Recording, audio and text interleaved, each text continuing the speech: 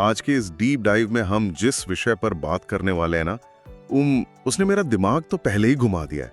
मतलब ये एक ऐसी पहेली है जो हम सबकी जिंदगी से जुड़ी है। बिल्कुल, और यही पहेली सुलझाने के लिए हम आज यहाँ हैं। तो चलिए शुरू करते हैं। हेलो दोस्तों, और स्टडी विद श्रेया चैनल पर आप सभी का बहुत बहुत स्वागत है। आज की क्लास में हम जेनेटिक्स यानी आनुवंशिकी के राज खोलेंगे। क्या आपने कभी सोचा है कि आम के बीज से हमेशा आम का ही पेड़ क्यों उगता है, या किसी इंसान का बच्चा इंसान ही क्यों होता है? हाँ, मतलब ये तो आम जिंदगी का एक बेसिक रूल लगता है, लेकिन इसके पीछे का साइंस क्या है? वही साइंस जेनेटिक्स है। इसके दो मेन पॉइंट्स होते हैं। पहला है वंशागति, जिसे हम इनहेरिटेंस कहते हैं। मतलब माता पिता के गुण या लक्षण उनके बच्चों में कैसे ट्रांसफर होते हैं।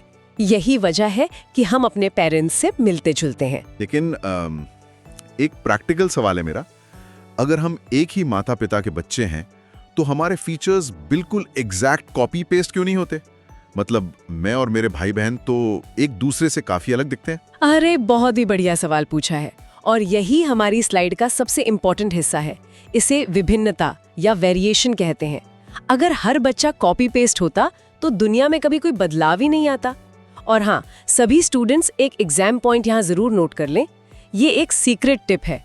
जेनेटिक्स असल में सिर्फ इनहेरिटेंस नहीं है, बल्कि ये इनहेरिटेंस और वेरिएशन दोनों का जोड़ है। इसे रट लीजिए।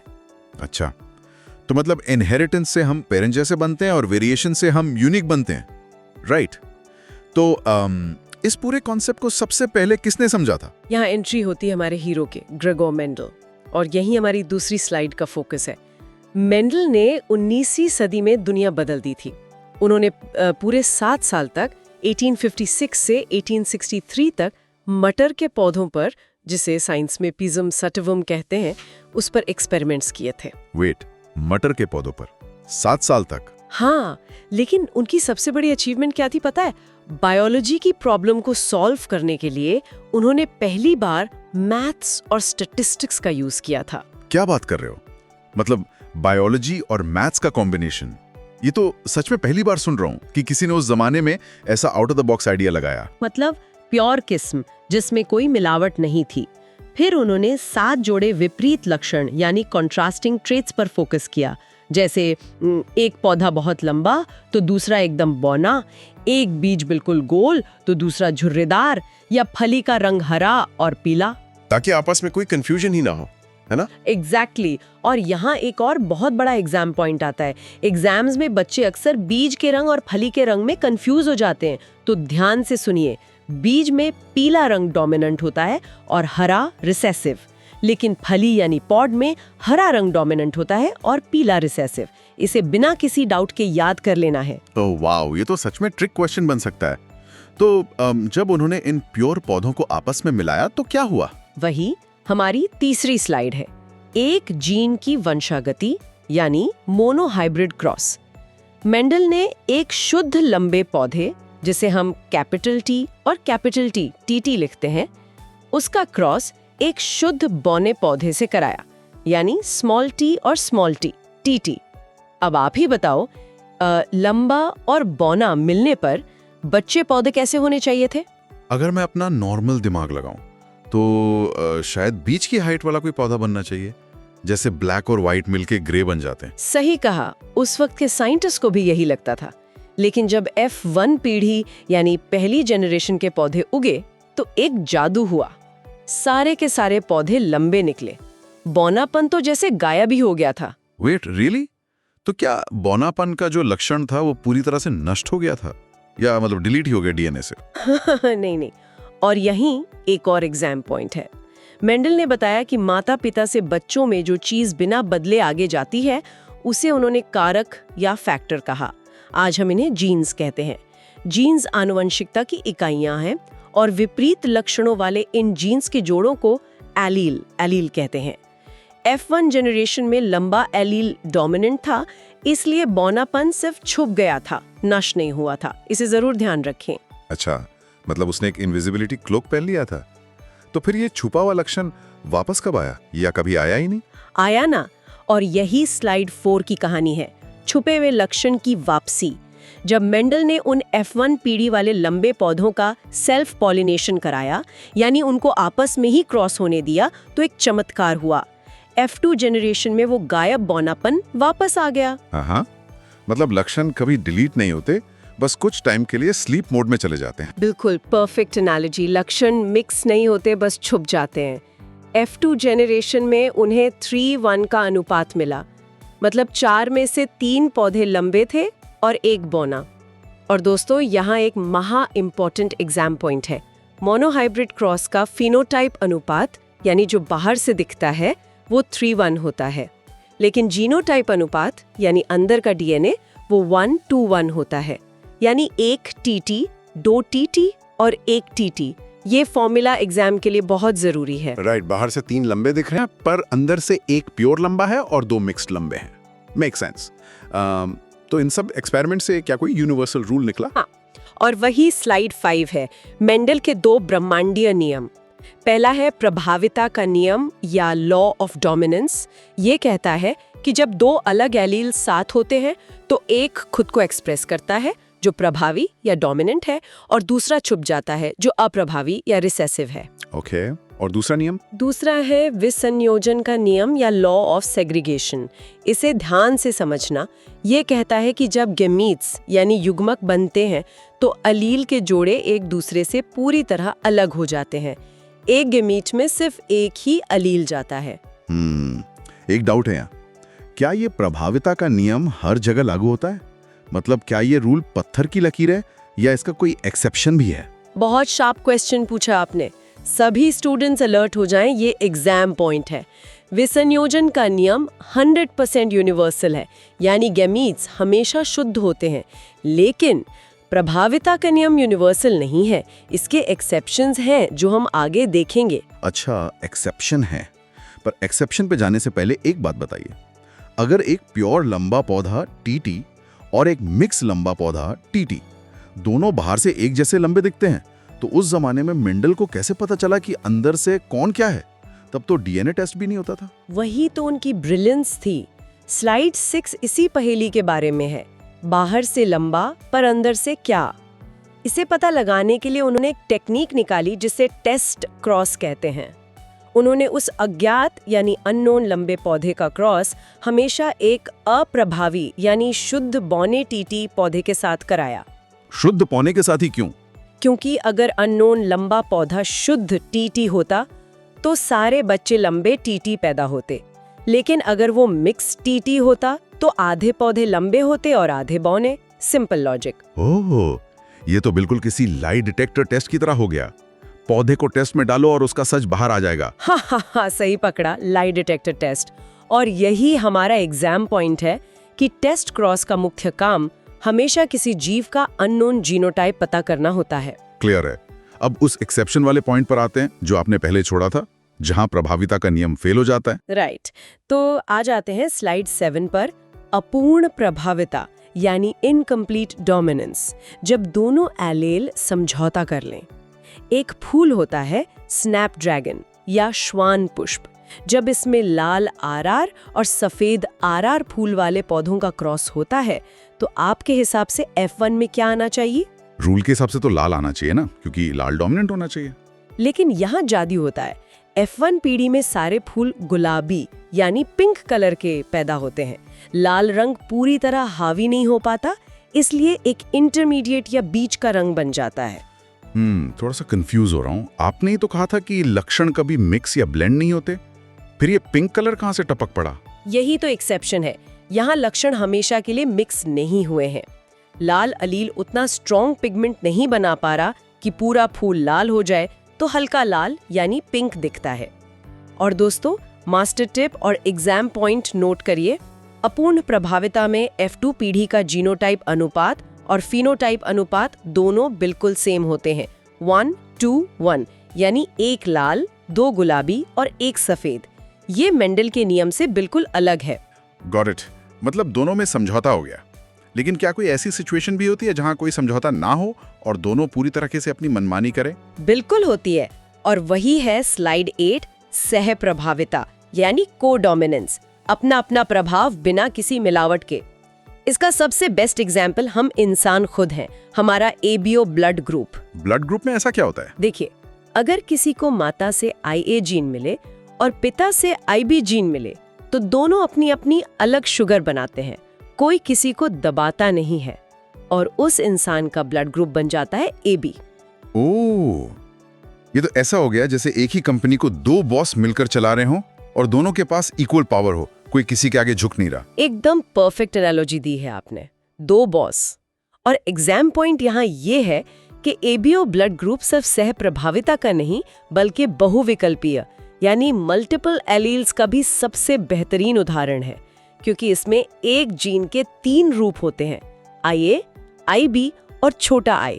अच्छा, अभी तक हम एक ट्रेट के लिए एक या ज्यादा जीन्स की बात कर रहे थे, पर क्या इसका उल्टा हो सकता है?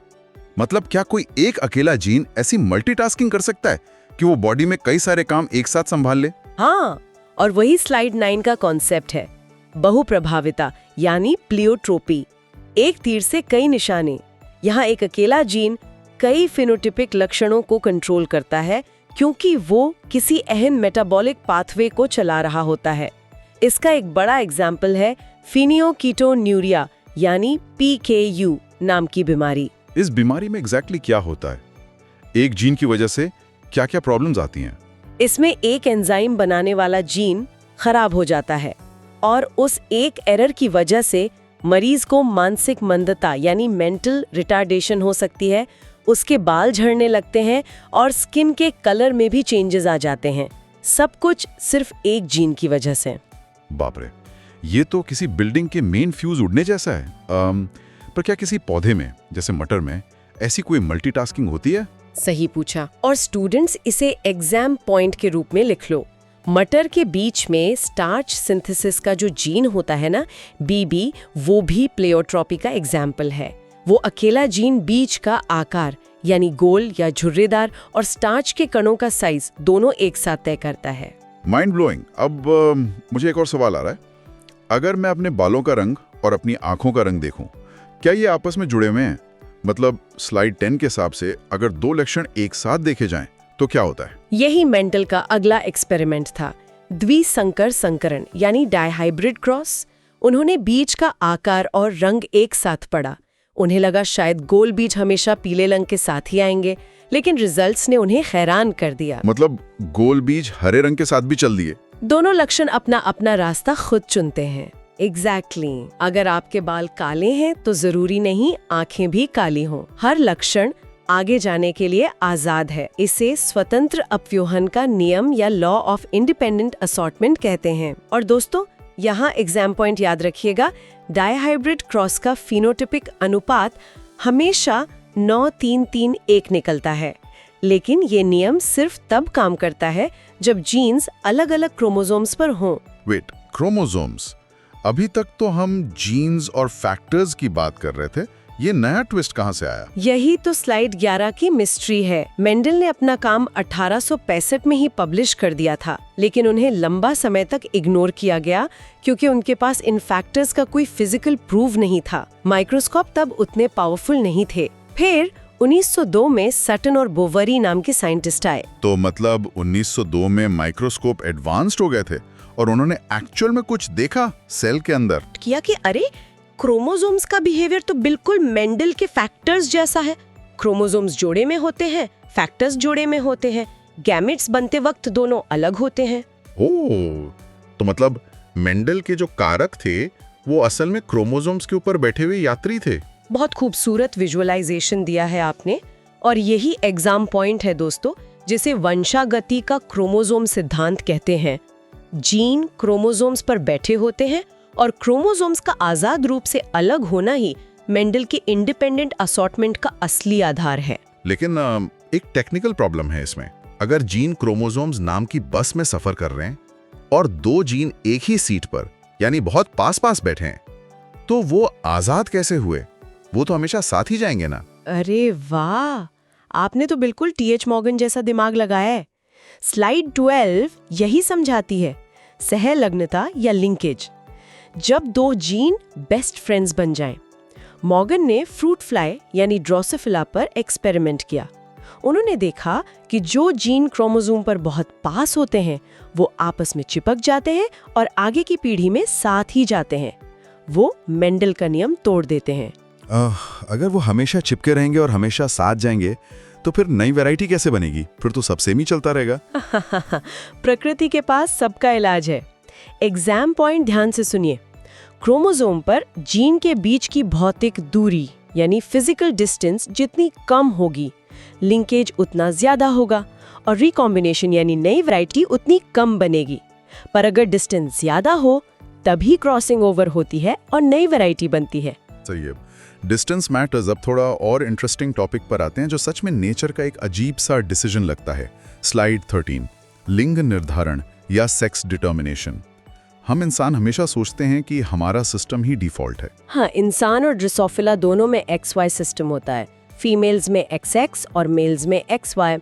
तो बच्चे का लिंग पिता के शुक्राणु यानी स्पर्म पर डिपेंड करता है। लेकिन पक्षियों में आके कहानी पूरी उल्टी हो जाती है। उल्टी मतलब पक्षियों में ZW सिस्टम होता है ना? जी हाँ, पक्षियों में फीमेल ZW होती हैं और मेल्स ZZ। तो दोस्तों, एग्जाम पॉइंट याद रखना, पक्षियों में लिंग निर्धारण मादा यानी फीमेल के अंडे पर निर्भर करता है, ना कि मेल पर। वाओ, हम इंसान तो एवे ही ईगो में रहते हैं कि हमारा सिस्टम ही स्टैंडर्ड है। और वो मधुमक्खी वाला पॉइंट तो और भी दिमाग घुमाने वाला था। मधुमक्खियों में तो अलग ही लेवल का सिस्टम चल रहा है। इसे हैप्लोडिप्लॉइड सिस्टम कहते हैं। वहाँ एक नर मधुमक्खी यानी ड्रोन किसी फर्टिलाइज्ड अंडे से नहीं बनता, वो सीधे बिना पिता के एक अनफर्टिलाइज्ड अंडे से पैदा हो जाता है। मतलब उस ड्रोन का कोई बाप नहीं होता, सीधा अंडे से निकल आया? ये तो किसी साइफाई मूवी जैसा लग रहा है। नेचर कितनी वियर्ड और वंडरफुल है एक साथ। बिल्कुल। अब चलिए स्लाइड 14 की तरफ बढ़ते हैं। हम इंसान फ्रूट फ्लाइज या मटर के पौधों की तरह एक्सपेरिमेंट्स तो नहीं कर सकते अपने ऊपर, राइट? तो हम बीमारियों को ट्रैक कैसे करते हैं? हाँ, मतलब इंसानों को तो लैब्स में क्रॉस नहीं कर सकते ना हम, तो फिर क्या करते हैं? इसके लिए हम एक फ्लो चार्ट बनाते हैं जिसे वंशावली विश्लेषण या पेडिग्री एनालिसिस कहते हैं। इसमें वर्गाकार यानी स्क्वायर से नर को दिखाते हैं, गोल या सर्कल से मादा को। और अगर किसी डिब्बे में लाल रंग भरा है या वो शेडेड है तो इसका मतलब है कि उस इंसान को वो जेनेटिक बीमारी है। अच्छा, ये तो बिल्कुल फैमिली ट्री जैसा हो गया ना, जिससे हम पता लगा सकते हैं कि दादाजी की बीमारी पोते को आएगी या नहीं। एकदम डिटेक्टिव वाला काम है ये तो। बिल्कुल वही, आप जेनेटिक्स के जासूस बन जाते हो। और स्टूडेंट्स, आपका एग्जाम पॉइंट ये है कि पेडिग्री एनालिसिस का यूज यही पता लगाने के लिए होता है कि कोई भी बीमारी प्रभावी है या अप्रभावी, और वो ऑटोसोम पर है या सेक्स क्रोमोसोम पर। तो आखिर में आते हैं हमारी आखिरी स्लाइड यानी स्लाइड 15 पर। जब इस जेनेटिक कोड में कोई एरर आ जाए, जिसे हम जेनेटिक डिसऑर्डर्स कहते हैं, ये एरर्स कैसे होते हैं? देखिए, डीएनए एक बहुत बड़ी इंस्ट्रक्शन मैनुअल है। अगर उसमें टाइप करते वक्त कोई गलती हो जाए तो बीमारियां होती हैं। पहले होते हैं मेंडेलियन विकार। इनमें डीएनए की किसी एक जगह पर म्यूटेशन हो जाता है, जैसे सिकल सेल एनीमिया। इसमें वही होता है ना कि लाल रक्त कोशिकाएं यानी रेड ब्लड सेल्स अपना आकार बदलकर हंसिए या सिकल जैसी हो जाती हैं। पर ऐसा होता क्यों है? आप सुनकर हैरान रहोगे, ये इसलिए होता है क्योंकि हीमोग्लोबिन बनाने वाले कोड की 6वीं पोजीशन पर एक छोटा सा अमीनो एसिड बदल जाता है। ग्लूटामिक एसिड की जगह वहां वैलीन आ जाता है, सिर्फ इस एक छोटे से टाइप एरर की वजह से। बाप रे, सिर्फ एक अमीनो एसिड चेंज होने से पूरा का पूरा ब्लड सेल खराब हो गया। नेचर कितनी सेंसिटिव है। सही कहा। और दूसरे होते हैं क्रोमोसोमल विकार या एन्यूप्लॉइडी। यहाँ कोड नहीं बदलता, बल्कि पूरा का पूरा क्रोमोसोम ही कम या ज्यादा हो जाता है, जैसे डाउन सिंड्रोम। इसमें शायद 21वें क्रोमोसोम में कुछ प्रॉब्लम आती है ना? हाँ, यहाँ एग्जाम पॉइंट पकड़ा आपने। नॉर्मल इंसान के पास 2 कॉपीज होती हैं, लेकिन डाउन सिंड्रोम में 21वें क्रोमोसोम की 3 कॉपीज आ जाती हैं, जिसे ट्राइसोमी कहते हैं। ध्यान रखें, हीमोफीलिया और थैलेसीमिया मेंडेलियन विकार है, जबकि डाउन सिंड्रोम में क्रोमोसोमल विकार है। ये सब सुनकर लगता है कि हमारा शरीर कितनी नाजुक कोडिंग पर चल रहा है। एक छोटा सा टाइप एरर और इतनी बड़ी बीमारी। पर एक मिनट, अगर हम इसको थोड़ा अलग नजरिए से सोचें, हम इन एरर्स को हमेशा बीमारी के रूप में ही क्यों देखते हैं?